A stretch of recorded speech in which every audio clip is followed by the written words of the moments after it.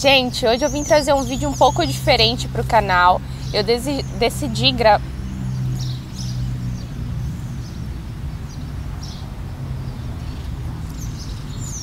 Oi pessoal, tudo bem com vocês?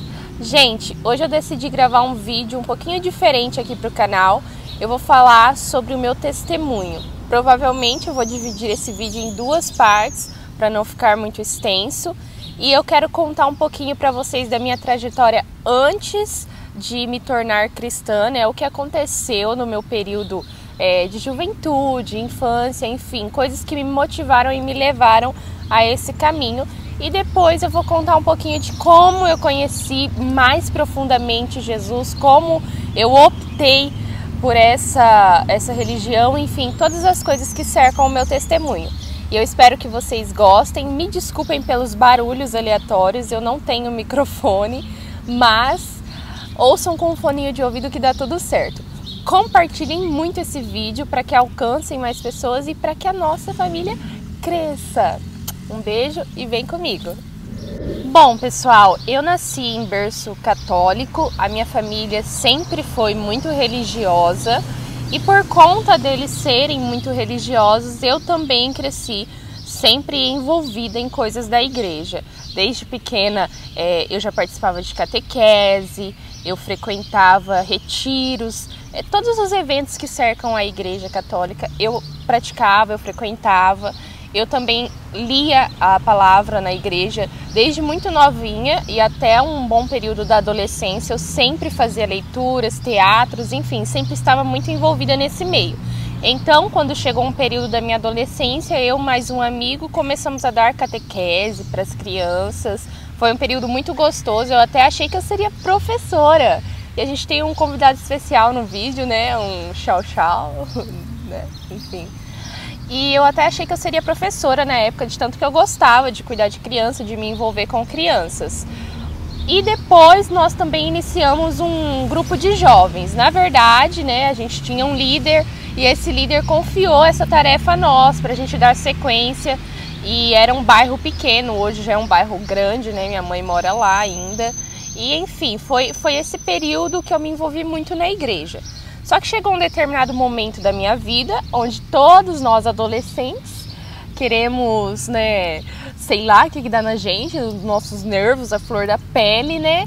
Queremos nos apaixonar, queremos namorar. E eu sempre fui uma menina muito sentimental, muito sonhadora.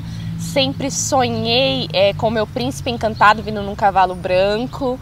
E chegou uma fase da adolescência que eu simplesmente acabei me apaixonando e eu tive uma frustração amorosa muito grande. Quer dizer, sempre tinha, né? Porque a gente sempre gosta de... Cada dia tá gostando de um, né? Adolescentes. Quem nunca? Não me julguem então, né? Porque certamente vocês, meninas e meninos, também passaram ou passarão por isso.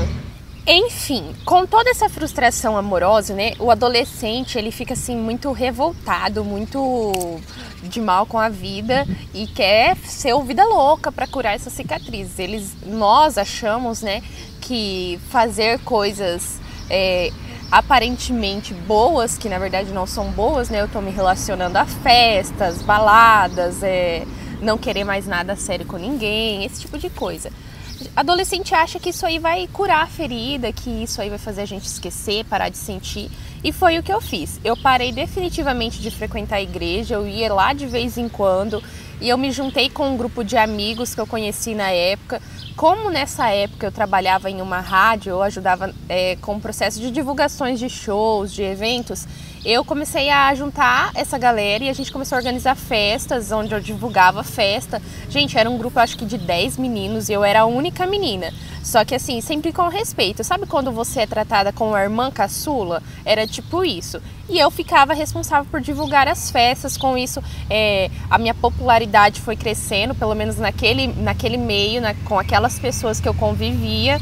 E eu fui conhecendo muita gente. Cheguei a ter uns namoricos, umas paqueras, né, como a gente diz, mas nada sério, porque eu só queria curtir, eu só queria aproveitar, eu não queria nada com nada. Eu tava querendo, tipo assim, eu não acreditava mais assim em um relacionamento, então eu queria ser solteira, eu queria curtir a vida, eu queria escutar o CD inteiro da Anitta, né, e me sentir a poderosa. Ai, misericórdia. E era assim, sabe? Gente, foi uma fase bem assim complexa. Eu dei muito trabalho para os meus pais, porque realmente eles ficavam assim, meu Deus, o que que essa menina vai fazer da vida dela? E eu só querendo saber de festa, balada, chegava de madrugada, achando que ia, sei lá, me completar, ia tirar vazios que estavam dentro de mim, quando na verdade nada disso adiantou, tá? Foi uma fase boa, né? Quem não gosta de festas, mas não foi uma fase que acrescentou na minha vida. Até que então, né, depois de estar totalmente envolvida nesse meio descabeçadinha assim, eu costumo dizer que meus pais ainda podem se orgulhar de mim, porque pelo que eu me lembro da época, as meninas e meninos também, tipo assim, eu ainda tinha muito juízo perto deles, que eu não gosto nem de lembrar o que eu via naquelas festas. Enfim. Aí chegou um período em que Deus, eu acho que pensou assim, é bom começar a dar uns toques nessa guria para ela entender o que eu quero com ela. E foi quando eu me reuni com esses mesmos amigos, a gente fez um churrasco na casa de um deles. E nesse churrasco a gente começou a conversar sobre alguns outros amigos, e no meio desses amigos tinha um crush meu. Como eu disse, eram muitos. Misericórdia. E eu ouvi falar desse crush, eles falaram que esse menino tinha ido em um lugar que a juventude daquela época se reunia, era tipo um beco lá nos cafundó do Judas, lá onde Judas perdeu as botas, como diz minha mãe, minha avó, minha tia. E eu falei assim, nossa, eu tenho que ir lá, porque vai que ele tá ficando com uma menina, eu pego ele no flagra. Ai, meninas, vocês se identificam, eu sei. E aí eu olhei todo mundo, quem tava mais são, e gente, parece que é uma coisa. Eu tinha um amigo, ele parecia uma estátua, ele nem se mexia, todo arrumadinho assim. Eu pensei, ele tá super bem. E falei, vamos lá comigo, me leva lá. Ele tinha uma moto alta e a gente foi. E pra chegar nesse lugar, passava por uma pista, né? Tipo, é uma das pistas mais movimentadas lá da cidade. E a gente foi, e eu achando que ele estava ótimo. Só que chegou em um determinado período que ele começou a acelerar a moto fora de controle. Tipo essa aí que acabou de passar aqui fazendo um barulho escandaloso. E aí eu comecei a gritar, para, você tá louco, tá correndo demais, vai mais devagar. E ele falava pra mim assim, não, tá tudo sob controle, a gente tá feliz. Que feliz? Me diz aonde que a gente tá feliz. Eu tô com medo de morrer, eu não tô nem um pouco feliz, tô desesperada. Ainda mais com esse trator passando, fazendo barulho aqui, atrapalhando meu vídeo. Tô desesperada. E eu comecei a pedir pra ele parar e ele não parava, então eu comecei a perceber que eu fiz a escolha errada. Eu peguei justamente o que estava alcoolizado. E a gente foi naquela pista e eu, como vocês já podem imaginar, eu já imaginava, né, que eu ia morrer, que iam ligar já pra minha mãe, pro meu pai, convocando pro velório, mas Deus foi generoso. Gente, foi automático, a moto foi entrando assim naquelas buracos que tem no meio da pista, que eu não sei o nome, e tipo assim, eu caí no lugar. Na onde a moto entrou, eu caí. O meu amigo foi capotando. Eu vi a moto passar por cima dele, o capacete dele voou. Eu falei, meu Deus, como eu vou voltar embora? Ele morreu. Nossa, que amiga, né? Mentira. Na hora eu só pensei, meu Deus, eu gritei o nome dele. Eu falei, você tá morto. Achando que ele realmente tinha morrido, porque foi um acidente muito feio. E eu nem tinha percebido o que tinha acontecido comigo até então. Porque na minha cabeça ele ia... O que eu ia fazer? Ele tava morto, né? Só que daí ele levantou assim, calma, tá tudo sob controle. E eu percebi que ele tava bem. Gente, o acidente era pra mexer comigo. Porque no momento em que eu fui socorrida, que eu voltei pra casa do meu amigo, e eles foram ver o que tinha acontecido comigo, eu ainda estava em estado de choque, então eu não percebi.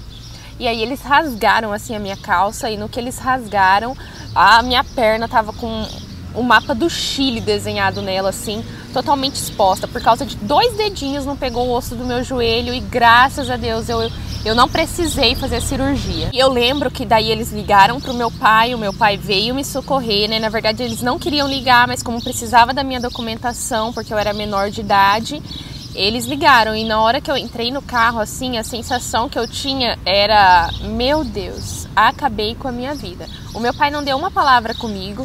Tem uma cena que não sai da minha cabeça, que foi o momento em que a enfermeira foi limpar a cicatriz e eles jogam um líquido muito forte, então queimou. Na hora eu dei um grito e eu fui grudar no braço do meu pai, né? E ele se afastou. Só que na hora que ele afastou, eu não entendi como um pai ruim, um pai que não me ama. Eu entendi como um pai que estava frustrado por ter dado tanto carinho, tanto atenção, tanto amor, ter me dado de tudo e eu estar naquela situação, sabe? De frustração. Ele queria no momento saber aonde eu estava indo, porque nessa pista tem vários locais assim meio... Então eu acredito que na hora ele desconfiou, pensou o pior de mim. E a gente adolescente, a gente não quer dar satisfação. Talvez se eu tivesse explicado pra ele, né, que eu tava indo atrás de um crush, ele não tivesse desconfiado de mim. Mas mesmo assim, nada justificaria. Ele não me perdoaria por ter subido numa moto com um cara que estava bêbado, mesmo que eu não soubesse que ele estava bêbado. Enfim, e esse acidente marcou muito a minha vida, porque eu sempre fui cagona. E foi o único acidente que eu tive. Eu nunca quebrei um braço, na verdade eu estronquei o pulso uma vez, mas nem fui eu. Foi um menino vida louca que tá com uma bola na minha mão. E eu sempre fui aquela criança que evitava subir em árvore, então aquele acidente me marcou porque, tipo assim, meu Deus, eu achei que eu ia morrer. E também pelo fato de que depois, no período, no processo de como que fala, gente? De tratamento lá para curar a ferida, né? A minha mãe falava muito para mim sobre eu precisar voltar para a igreja, sobre eu precisar retomar minha caminhada com Deus. E eu ouvia aquilo, ela mandava eu rezar, mas eu não tinha forças, eu não tinha vontade, eu até tentava, não vou dizer que eu não tentei, eu tentei sim. Mas eu não tinha forças. Só que uma coisa não saía da minha cabeça, aquilo me incomodava todos os dias. Eu ficava pensando, como é possível não ter passado nenhum caminhão, não ter passado nenhum carro, ninguém passou naquela pista, mesmo sendo uma das pistas mais movimentadas da cidade, ainda mais no final de semana, ninguém passou naquela pista, a pista ficou totalmente limpa até eu e ele sair de lá. Porque nós não teríamos forças para sair assim rapidamente se viesse um carro. Nós estávamos no meio da pista e eu percebi a mão de Deus. Ele teve um cuidado gigantesco em me proteger, em nos livrar e me deixar uma marca no corpo para que eu entendesse que desde aquele dia ele começou o propósito que ele tinha na minha vida. Depois desse acidente, eu continuei frequentando festas, só que eu ia mais assim de boa, mais com calma. Minha mãe começou a me dar horário, mesmo que às vezes eu não obedecesse. Ainda dei alguma dor de cabeça, sim, ainda continuei em festas até altas horas, enfim, várias coisas. Só que eu conheci um grupo de amigos que era um pouco mais calma, a gente começou a se reunir, a gente aí já era mais casuais, né, os nossos encontros, churrasquinho na casa de Xbox, essas coisas mais de boa, já estava entrando na fase jovem, já estava acalmando. Só que aí Deus resolveu permitir um relacionamento. Eu comecei a me envolver com uma pessoa, eu nem queria entrar no namoro, acabei entrando meio que sob pressão e acabei gostando dessa pessoa, começamos a namorar e esse namoro foi ficando sério, até que em um determinado período eu descobri que essa pessoa era evangélica, pra variar, né, porque eu sempre conheci, sempre gostei de meninos evangélicos, parece que me perseguiam. E daí a gente começou a conversar sobre isso, sobre religião. Eu lembro que na época eu ainda tentei trazer ele para católica, sabe? Porque eu queria meio que voltar, então eu comecei a envolver ele em alguns retiros. E ele não quis, ele decidiu voltar para a igreja dele, retomar a caminhada com Cristo. Só que eu odiava evangélicos, eu tinha muita raiva. Só que como menina apaixonada tem um tique de tontura, faz tudo que a pessoa quer, né? Então eu ia às vezes com ele em igrejas, foi bem poucas as vezes que eu fui. E foi assim, tipo, pra odiar definitivamente. Eu fui uma vez em uma igreja com ele e a mulher, tipo, eu fui com uma regata, a pregadora começou a falar da tatuagem, que ia pro inferno. Tipo, ela mirou em mim e começou a descer tudo que vinha em mim, sabe? Eu tava com esmalte escuro na época, ela começou a falar do esmalte. Ela começou a falar que a igreja lá do centro, que é uma igreja católica, que tinha que ser... E ela começou a meter o pau. Eu falei assim, eu vou matar essa mulher. Eu vou esganar essa mulher. Naquele dia eu saí da igreja falando assim, definitivamente, eu odeio crente. Porque assim, todas as referências de crente que eu tinha, tudo que eu ouvia sobre crente, é que crente é chato, é no cego, é metida besta, acha que é o único que vai pro céu, acha que crente é o dono do mundo, que crente é louco da cabeça, que crente é isso, que crente usa roupas estranhas e... Enfim, era só coisas ruins que eu ouvia de crente. Então, de certa forma, eu não gostava de crente, eu odiava crente, eu não queria saber de crente na minha frente. Até que eu tinha uma amiga que era crente, ela veio pra... Eu comecei a me envolver com ela, fazer amizade com ela e eu levei ela pra católica. Jesus, que bela amiga.